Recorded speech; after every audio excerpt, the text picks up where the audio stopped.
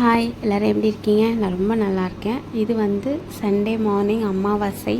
So அமாவாசைனாலே தெரியும், morning ரொம்ப பிஸியாக மார்னிங் எழுந்து துணியெல்லாம் வாஷ் பண்ணி போட்டு அதுக்கப்புறம் வீடெல்லாம் கூட்டிகிட்டு மாப் பண்ணிவிட்டு எல்லாம் க்ளீனிங் வேலை நல்லா இருந்துச்சு, நிறையா இருந்துச்சு.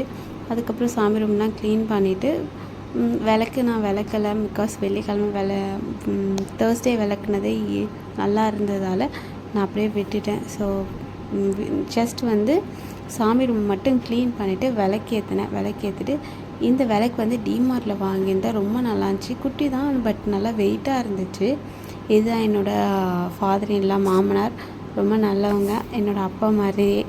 அப்பாவும் நல்லவங்க தான், ஃபாதர் இன்லாவும் நல்லா தான். ஆனால் வந்து சீக்கிரம் சாமிக்கிட்ட போயிட்டாங்க, எங்கள் கூட இருக்க முடியல. ஸோ என்ன பண்ணுறது, நெக்ஸ்ட் வந்து சாம்பிராணிலாம் போட்டு நல்லா வீட்டுக்கெலாம் காமிச்சிட்டு எல்லாம் சாமி கும்பிட்டதுக்கப்புறம் சாப்பாடு ஸ்டார்ட் பண்ணிடலான்ட்டு. இன்றைக்கி வந்து ஹஸ்பண்ட் சாப்பிட மாட்டாங்க, மார்னிங் விரதம் இருப்பாங்க, ஏதாவது ஒரு ஜூஸ் மாதிரி தான் குடிப்பாங்க. நான் ஜாரா அண்ட் சார்வி சாப்பிடுவோம்.